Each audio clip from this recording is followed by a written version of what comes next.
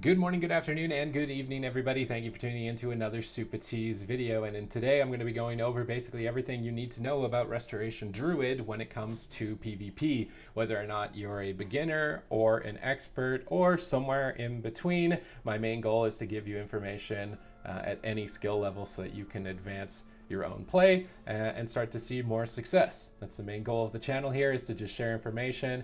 Everybody gets better here. So let's just start off with the talents. On the first row, prosperity. It's your cookie cutter. You're pretty much always you are always picking it. It's got way too much synergy with Azure Traits and essences that it totally outshines abundance or Cenarian ward in all PvP scenarios.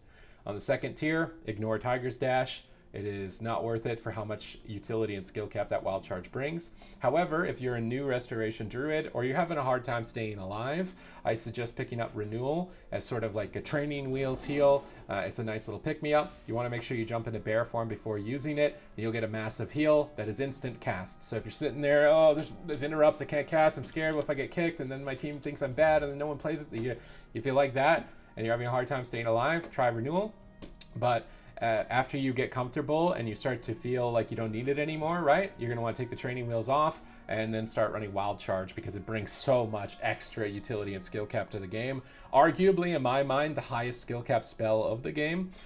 Because you can utilize it in bear form to charge and root a target. So if an enemy is trying to run away, you can charge in and root them right before they're able to escape, and it might be just enough to be able to finish off the target. If you do that with your team and get your team kills because of it, you're going to make a lot of friends really fast.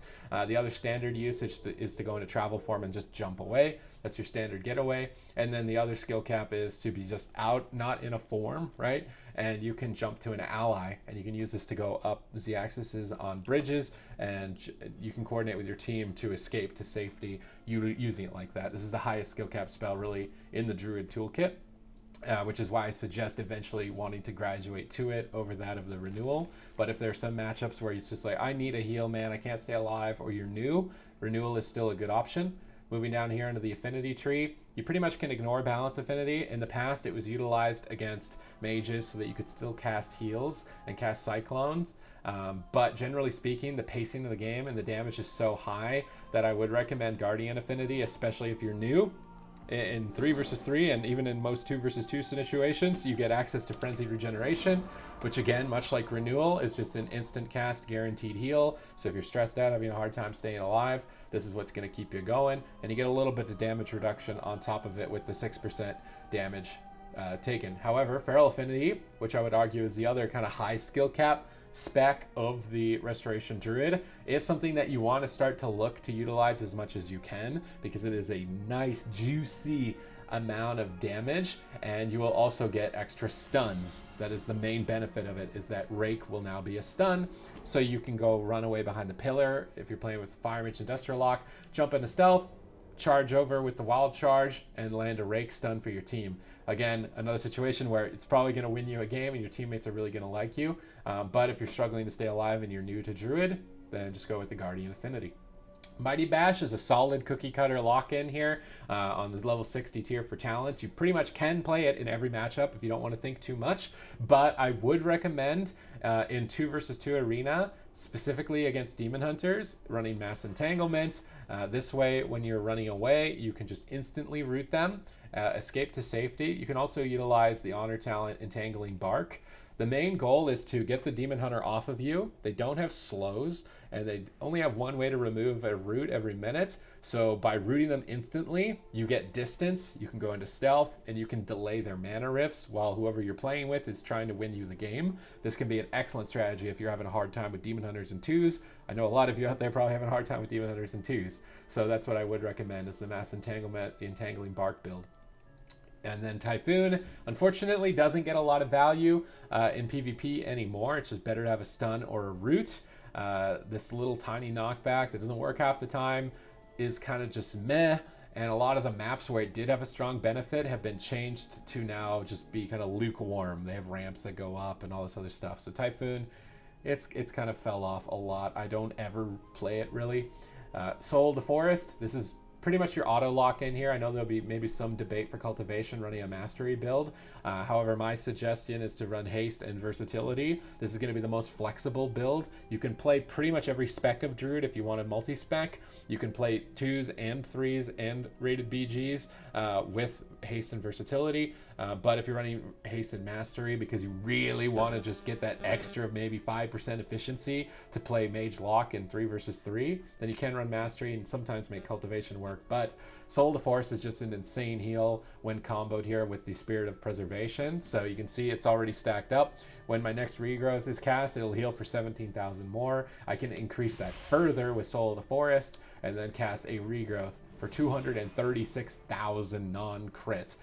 Pretty big heal. Also, you'll get crit stacked up with this Azurite Essence over time, I believe. So it's got way too many combos, as well as with Prosperity. So Soul of the Forest is a great heal. Against teams with Purge, you almost always want to use it with Regrowth.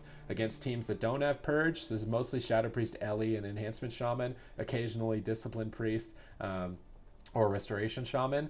If they don't have purges, or it doesn't feel like you're being purged, then it is a good idea to use it on the rejuve if you can't cast, right? If you're going to be interrupted, because it's still a really big boost to the heal. You go from a 5,000 rejuvenation to a 20,000 rejuvenation, right? It's pretty good value there. If you're a totally greenhorn Restoration Druid, you've never played it before, you don't know what you're doing, you're running around with your bark down, you don't know what's happening, you can try Tree of Life. It's just going to make your regrowth instant cast. So you can try to pop it around, jump around here like this, and heal people. You're pretty much guaranteed that you're not going to die for at least 30 seconds. So if you're stressed out, you don't know what's going on, you've never played before, you can make this work for yourself as a Restoration Druid. But when it runs out, it's insanely powerful while it's going. You are much weaker when it's gone. So just remember that if you are going to try and run the Tree of Life form and just be a giant broccoli. Moving down to this tier, ignore Inner Peace.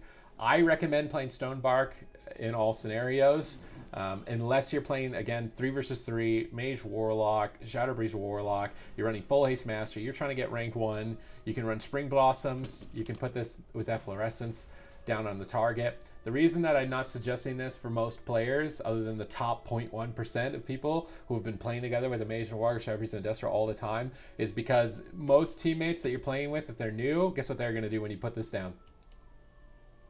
Oh no, now it's not doing anything. It's not a good idea. It's very mana intensive and a high skill cap. However, if you are playing at that top level, then yes, this is something you could work towards to try and make work for yourself. But if you've already dedicated to the haste versatility, and let's be real here, are you going to grind out a full mastery corruption set and a versatility corruption set? I kind of doubt it. So to me, the cookie cutter one is just going Stonebark, solid utility overall. Just lower cooldown Ironbark, you heal more. Pretty straightforward, and ain't nobody going to be running out of your Ironbark, okay? To me, Stonebark gets the most value. Photosynthesis does get value, again, against Purge classes. Shadow Priest, Enhancement Shaman, no one's going to. Ellie Shaman, Shadow Priest, Disc Priest occasionally, but not normally, especially when they're playing Rogue Mage or Jungle. And then maybe every once in a while, a Restoration Shaman. Really only if you can feel the Purge, you know, like it's just, oh, I can't handle this, I'm getting purged too much. Photosynthesis is a good pick. Then you just use Life Bloom, they purge it, boom, heals a ton. You use Life Bloom, they purge it, boom, ton of healing, right? So that's a purge situation. Germination is pretty much your standard, just because it's going to increase your healing overall to have an extra heal over time effect, and that's kind of your default. Flourish is pretty much PvE only, maybe a rated battleground scenario. That's going to be it for your honor talents. Right now, I've flipped my talents here, and you can see them. This would be my, you're a total noob. You don't know what's going on. You're a seed, right? You're a druid, you're a seed. You got planted in the ground. You haven't even broken out of the ground yet. You don't have any idea. You've never seen anything, right? These are the talents that I would pick if you were just totally lost, had no idea. You get the instant powerful tree form. You get all of the instant healing from the honor talents. It's going to let you bolster up your whole team. You got renewal to help yourself live swaps. You got frenzied regeneration to help you live swaps. This is a talent build that I would recommend for a druid who has never played before, probably up to even 2200. You could run these talents just to get yourself in the door and start playing, right? But now if you want to graduate a little bit, right? you want to move up from that 1500 to 2200 level, you're just flipping 2 talents. You're not making a big change here. You're going to be trying to run the Wild Charge and the Soul of the Forest, so you want to practice using the Swiftmend into regrowth, right? You want to practice using the Bear form into the Wild Charge to root a target, and those are going to be like your next step changes. The kind of like the final one would be running Feral Affinity, and this way you're going to get some extra damage. So once you've totally mastered being comfortable healing and nobody's dying randomly and the games are going long, you can try running Feral Affinity. So then you're going to want to start to look to go into stealth. You're going to want to start to look to stun targets and get damage out when you can, especially in 2 versus 2. Now my anti-Demon Hunter spec would be all of the Entangling Barks. You can run Thorns, but I would not recommend using it until very deep into Dampening.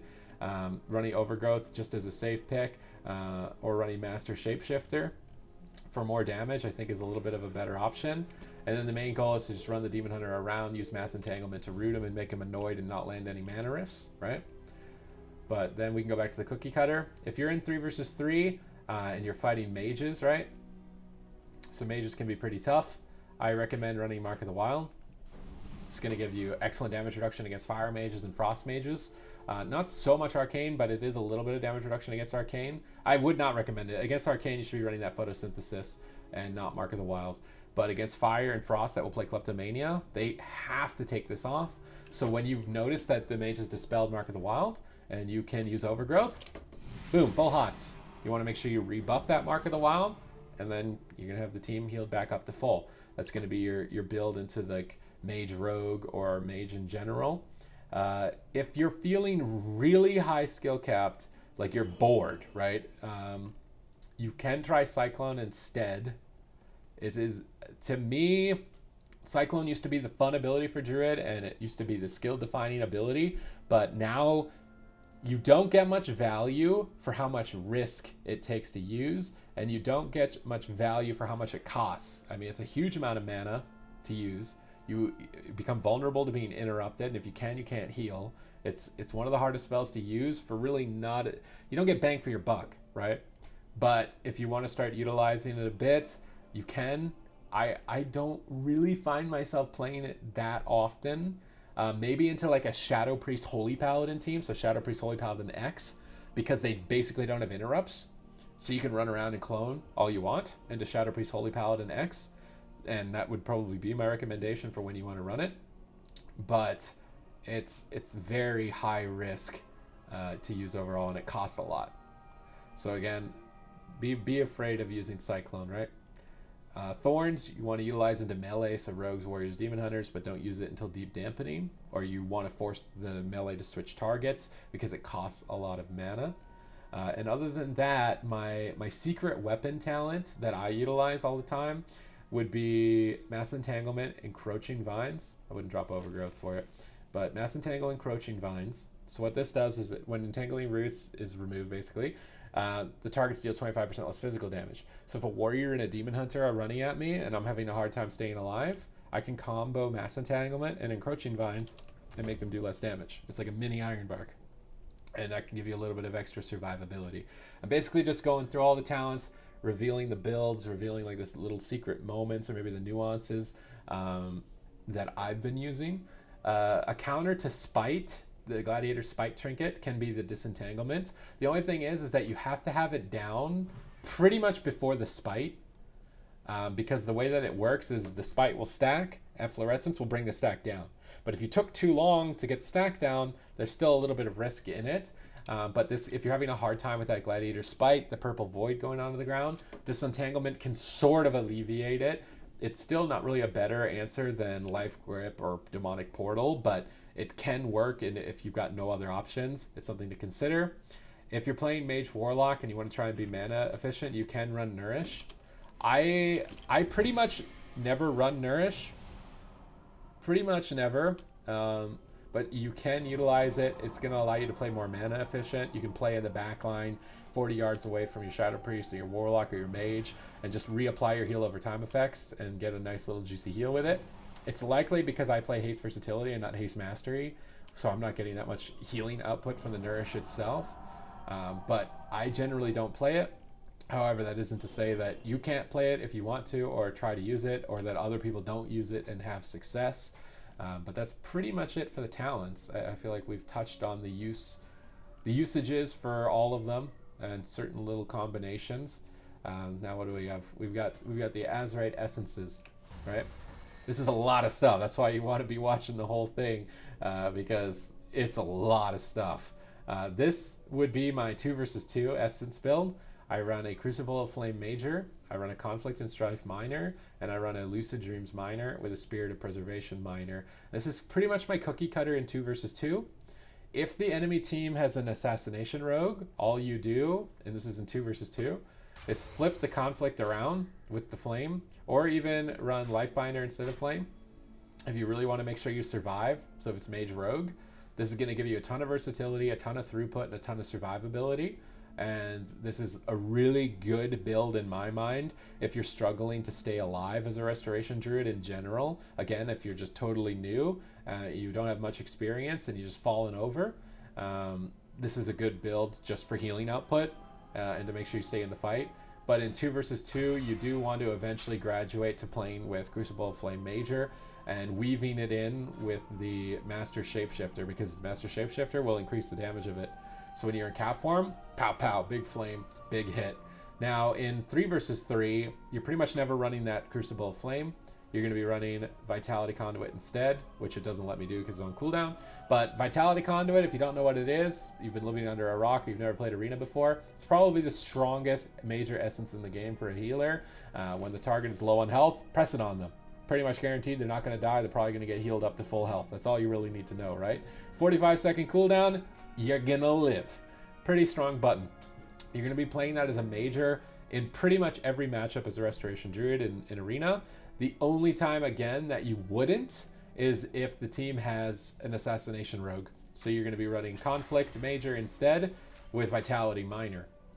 And this is also a really solid build if you're just having a hard time staying alive and you're dying in stuns. This would be my recommended build. But if not, then just flip the Vitality Conduit around for the Conflict. You got a 3 versus 3 build. 2 versus 2, you're running that Crucible of Flame. When you think you're going to get stunned by a rogue, you flip it around. And I can't because it's on cooldown. And that's pretty much it. You're just flipping Conflict and Flame for 2s. And then in 3s, you're just flipping Conduit and...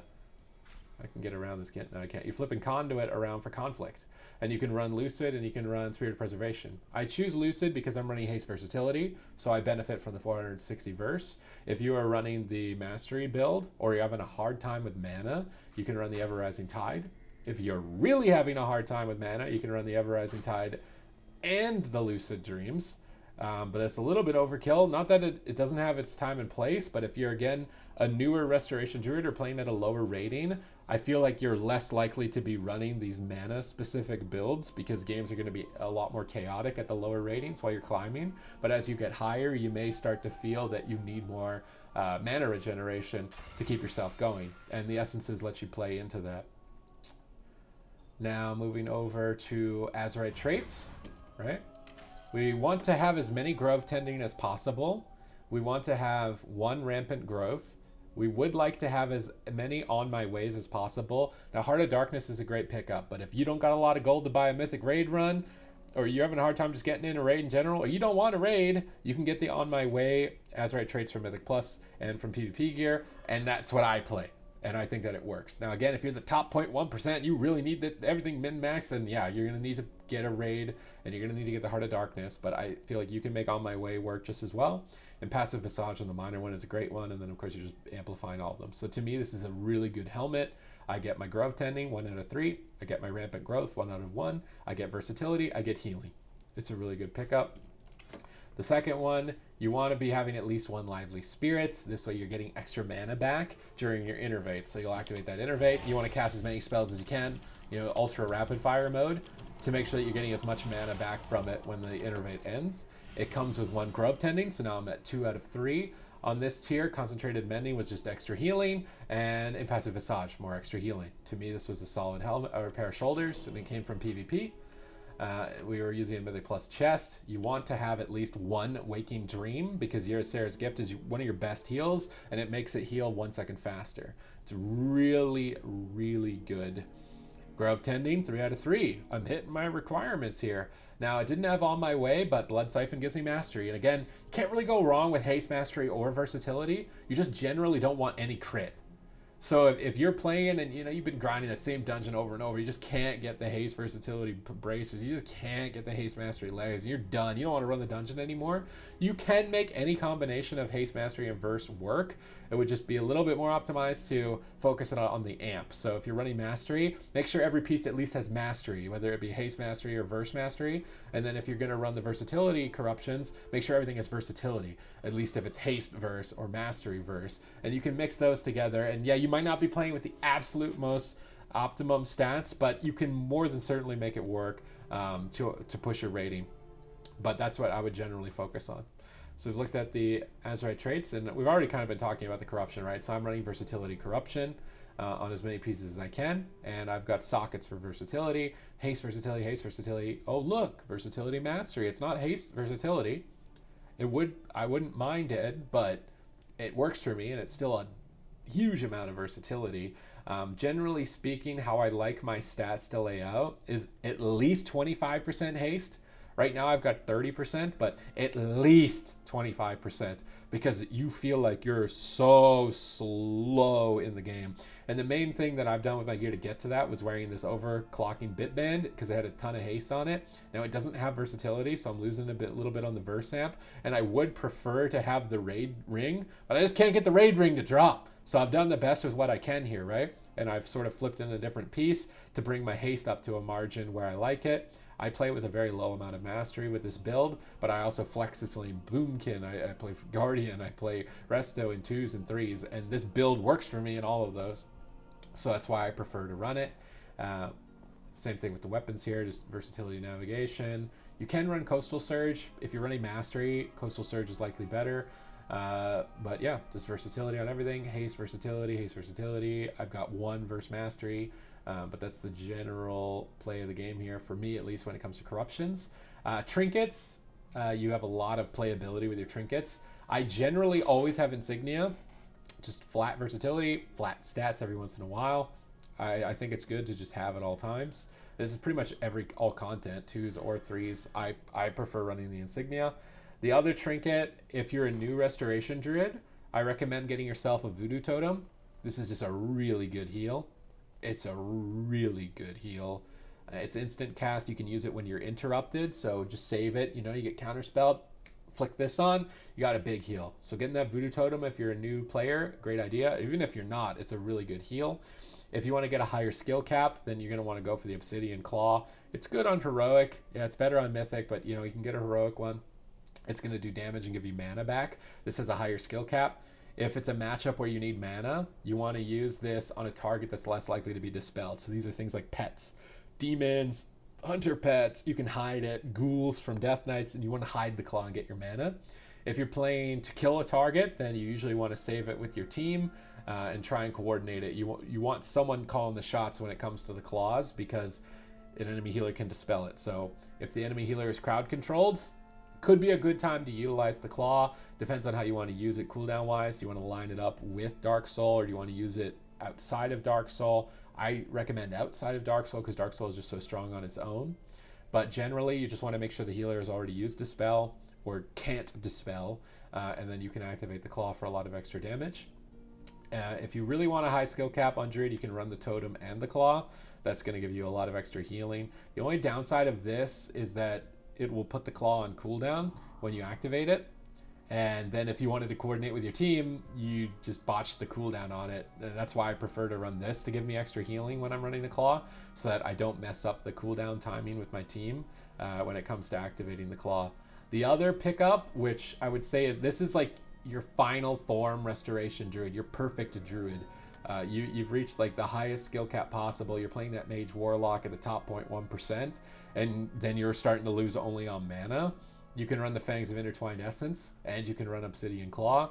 This just gives you tons of mana. You combo this with Innervate, you get this mana back for free on top of your Azure Traits, and you're going to need to be looking to drink a lot. This is like your final form, ultimate dampening Resto Druid trinket build. But to me, the more sort of like straightforward, it's going to work. It's going to get you success. You You can play Gladiator. You could play it to Gladiator, run a Voodoo Totem, run an Insignia, try and get some haste versatility, and maybe I'll just show you all the talents I would play if I was like completely new Druid or 2K rated Druid having a tough time, wanting to climb, wanting to have more success than I'm currently getting. In 3 versus 3, I would specifically run this: Vitality Major, Conflict Minor, not Ever-Rising Tide, Memory of Lucid Dreams, and Spirit of Preservation. If the other team has a Rogue, I just flip these around. Conflict instead of Conduit. That's what I would run for 3 versus 3. And then on the talents, we would run Wild Charge, Guardian Affinity, Sunbark, Germination, Overgrowth. And this is where you have a little bit of flexibility, right? If the other team has a Fire Mage, you can run Mark of the Wild. If the other team doesn't have a Fire Mage, let's say they're really melee heavy, you could run a Thorns. And you can see there's no Cyclone.